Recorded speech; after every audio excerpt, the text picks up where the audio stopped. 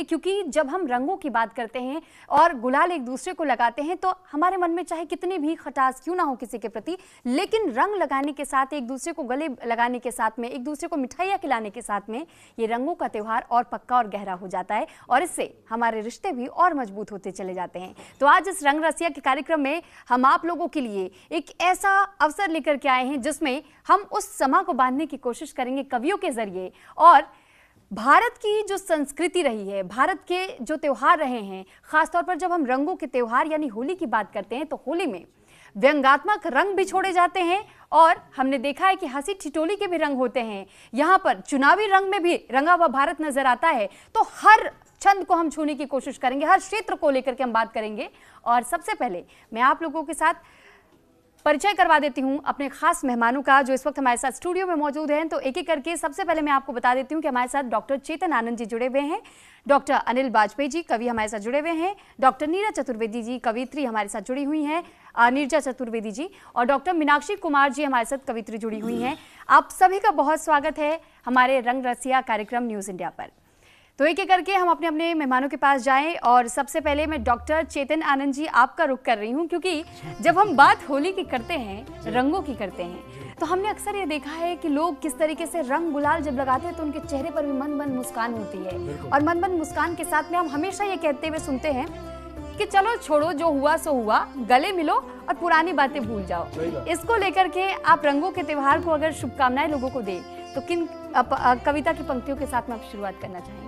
जी बिल्कुल सही बात कही, और मैं तो बल्कि ये कहता हूँ कि जैसे जैसे होली आने वाली होती है उससे पहले मौसम भी करवट बदलना शुरू कर देता है जी। छाँव में बैठते हैं तो ठंड लगती है, धूप में चले जाते हैं तो हमें गर्मी लगने लगती है।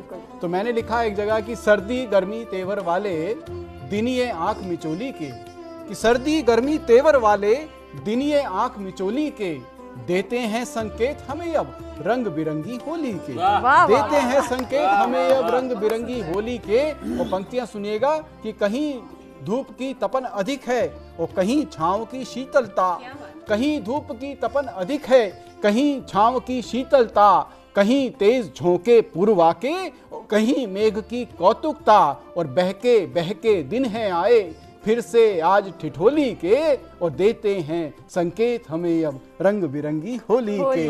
तो ऐसी सर्दी गर्मी का एहसास कराने वाली होली की मैं न्यूज़ इंडिया चैनल के सभी दर्शकों को बहुत बहुत शुभकामना देता हूं कि होली आपकी जो है बहुत सुखी रहे, आपको उत्साह दे, आपको ऊर्जा दे, आपको नवीनता दे और आपको अनुशासन भी दे, कि एक अनुशासन में रह के हम त्योहारों को अपने बड़े जोश के साथ मना सकें। तो बिल्कुल देखिए, जोश और खरोश के साथ में आपको भी ये होली का त्यौहार मनाना है अपनों के संग में। और ख़ास तौर पे जब हम होली का जिक्र करते हैं तो इसलिए हमने कहा कि यहाँ हंसी ठिठोलियाँ भी होती है, गुंजे की मिठास भी होती है, एक दूसरे को मुंह मीठा करा के हम गले भी लगाते हैं, रंग भी लगाते हैं, और पुराने मतभेद और मनभेदों को दरकिनार करते हुए, सब कुछ पीछे छोड़ते हुए एक नई शुरुआत भी इस होली के त्यौहार के साथ में करते हैं। अब डॉक्टर अनिल जी, मैं आपसे भी ज़रा जानना चाहूँगी कि आप लोगों को होली की शुभकामनाएँ कैसे देंगे? जी, होली के न्यूज़ इंडिया के चैनल की ओर से मैं पूरे देशवासियों को बहुत बहुत हार्दिक शुभकामनाएं प्रेषित करता हूं, और चंद पंक्तियां कहना चाहता हूं कि होली के इस रंग उत्सव में, जीवन के इस खुशमय पल में, मन के अंतर द्वंद्व मिटाकर, मन की हर पीड़ा को मिटाकर, आओ हम थोड़ा हंस ले, जीवन में थोड़ा रंग भर ले। जीवन में उमंग, तरंग, हास्य, व्यंग, ये सभी चीज़ें बहुत ज़रूरी है। और विशेष तौर पर ये होली का पर्व हमें ये संदेश देता है कि हम अपने सभी वैमनस्य और सभी द्वेष विद्वेष इन सबको भुला करके हम लोग आपस में गले मिलकर के भाईचारा कायम करें। ये हमें कहीं होली का पर्व संदेश देता है।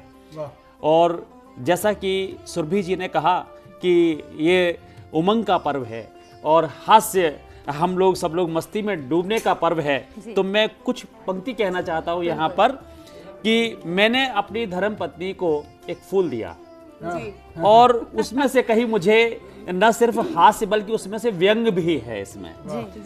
तो वो सुनिएगा कि मैंने तुम्हें दिया था कमल फूल एक बार, कि मैंने तुम्हें दिया था कमल फूल एक बार, तूने मेरे गाल पर चांटे को जमाया है, दिल की बात मान मैंने प्यार का इजहार किया, पर तूने मुझे चंडी रूप को दिखाया है। तो सुनकर सारी बात उन्होंने जवाब दिया, उनका जवाब कहीं हास्य और व्यंग हो उसमें तो आप लोग हमें दाद दीजिएगा कि सुनकर सारी बात उन्होंने जवाब दिया, कि सुनकर सारी बात उन्होंने जवाब दिया, चाटे वाली बात को तू समझ हो ना पाया है, तूने अपनी पार्टी का चिन्ह दिया मुझको है, मैंने अपनी पार्टी के निशान को लगाया है। क्या बात है, क्या बात है।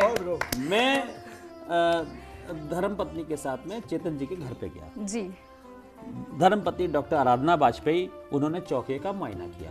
बर्तन बड़े साफ सुथरे थे। 4 पंक्तियां मेरी धर्मपत्नी की और 4 पंक्तियां भाभी जी। भाभी जी ने बड़ा क्लासिकल जवाब दिया, वो सुनिएगा कि चांदी सी चमकती है कुकर कढ़ाई देखो, आप मुझे भाभी यह राज बतलाइए कि चांदी सी चमकती है कुकर कढ़ाई देखो, आप मुझे भाभी यह राज बतलाइए, बदला है बार बार मैंने काम वालियों को, कौन सी है आती जरा मुझे मिलवाइए। क्या बात है। और ठाका तो लगेगा अब जो भाभी जी ने क्लासिकल जवाब दिया। मंद मंद हंसकर भाभी ने जवाब दिया कि मंद मंद हंसकर भाभी ने जवाब दिया, चिंता वाली बात नहीं मत घबराइए, कि मंद मंद हंसकर भाभी ने जवाब दिया, चिंता वाली बात नहीं मत घबराइए, काम वाली बाइयों का कुछ भी भरोसा नहीं, एक बार पति देव को भी आजमाइए। क्या बात है।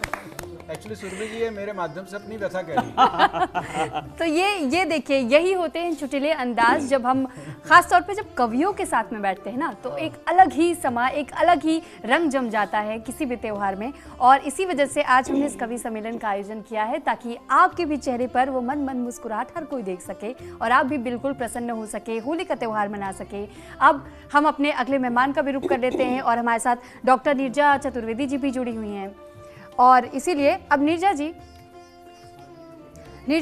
अब जिस तरीके से देखिए, हमने अभी तक तो सुना कि चुनावी रंग भी थोड़ा सा हमने देख लिया, और वो जो हंसी ठिठोलियाँ होती है एक पति और पत्नी के बीच में, हमने उस रंग को भी समझा। आप दर्शकों को कैसे होली की शुभकामनाएं देना चाहेंगे? मैं अपने दर्शकों को कहना चाहूँगी, अपने पूरे राष्ट्र की तरफ से कहना चाहूँगी कि मन में कोई खटास मत रखना, मन में कोई खटास मत रखना, दूरियां आसपास मत रखना, मन में कोई खटास मत रखना, दूरियां आसपास मत रखना, मैं हूं ना तेरा गम भुलाने के लिए, खुद को तू कभी उदास मत रखना, खुद को तू कभी उदास मत रखना। और जब बात तकरार की आ ही चुकी है तो फिर मैं भी अपने अंदाज में कह ही देती हूँ, क्योंकि तकरार के पीछे बहुत कुछ होता है और वो बहुत कुछ की वजह से ही तकरार होती है। तब कहती हूँ कि है प्यार अगर सच्चा इजहार जरूरी है, पर कभी कभी मीठी तकरार जरूरी है। जैसे मिल जाती है सागर में नदी चंचल, वैसे अपना मिलना हर बार जरूरी है। इस प्यार मोहब्बत में परिणाम की मत सोचो, इस प्यार मोहब्बत में परिणाम की मत सोचो, हर जीत जरूरी है, हर हार जरूरी है, हर जीत जरूरी है, हर हार जरूरी है। इस रोशन दीपक का दीदार जरूरी है, इस रोशन दीपक का इजहार जरूरी है, कुछ प्रीत जरूरी है, मन प्रीत जरूरी है, कुछ प्रीत जरूरी है, मन प्रीत जरूरी है। वाकई काबिल तारीफ है, क्योंकि वाकई जिस तरीके से प्रीत की बात आपने कही और मनमीत की बात आपने कही, तो ये हर